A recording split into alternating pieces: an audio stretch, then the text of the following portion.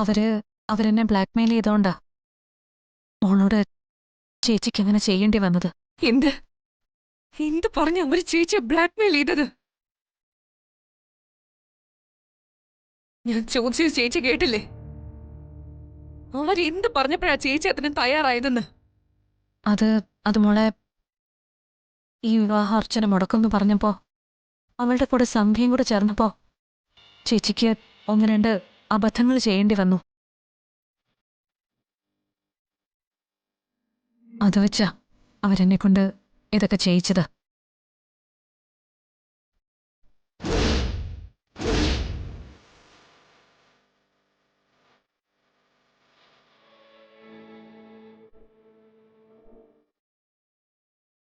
ആ അബദ്ധങ്ങൾ എന്താണെന്ന് ഞാൻ ചോദിക്കുന്നില്ല.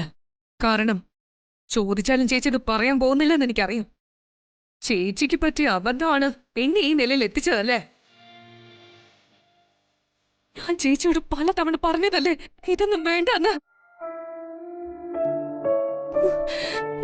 ചേച്ചി ഉറപ്പ് തന്നിട്ടല്ലേ ഞാൻ ഈ വേഷം കിട്ടിയത്? മയങ്ങി വീഴാനുള്ള പൊടിക്ക് പകരം എന്നെ കൊല്ലാനുള്ള എന്തെങ്കിലും തരാനില്ലേ ചേച്ചിക്ക്?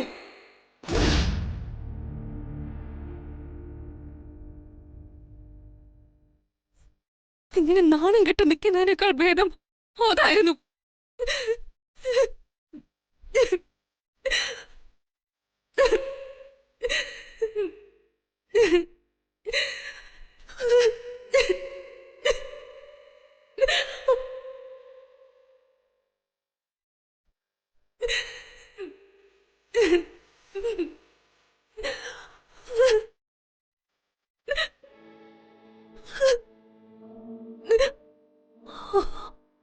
സുമംഗലിയായിട്ട് തിരിച്ചു വരുമെന്ന് കരുതി സന്തോഷിച്ച് ഈ വീട്ടിൽ നിന്ന് ഇറങ്ങിപ്പോയവളാ ഞാൻ. ഇത്ര ചെറിയ നേരം കൊണ്ടാ എന്റെ സന്തോഷങ്ങളെല്ലാം ആദ്യമായിട്ട് മാറിയത്.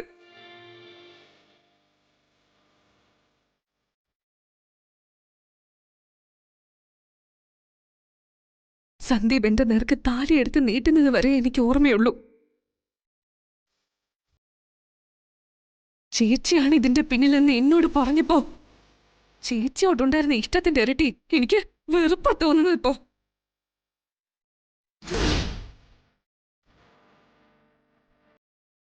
അങ്ങനൊരു പ്രവൃത്തി ചെയ്തതുകൊണ്ട് മാത്രമല്ല, അത് അർച്ചനേട്ടത്തെ ചേച്ചിയെ കൊണ്ട് ചെയ്യിപ്പിച്ചു എന്ന് പറഞ്ഞാലോ?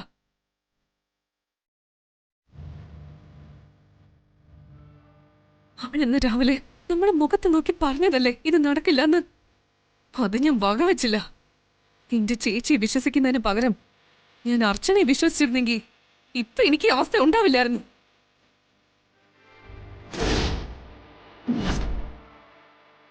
ഇതെനിക്ക് മാത്രമായിട്ട് അർച്ചന തന്ന പണിയല്ല ചേച്ചി, ചേച്ചിക്ക് കൂടി ഉള്ളതാ.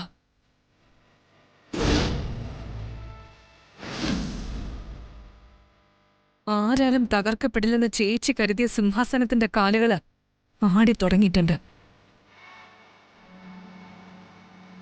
ഏത് നിമിഷവും ചേച്ചി അതിൽ നിന്ന് താഴേക്ക് വീഴും. അർച്ചന ചേച്ചിയെ ചവിട്ടി വീഴ്ത്തും, നോക്കിക്കോ.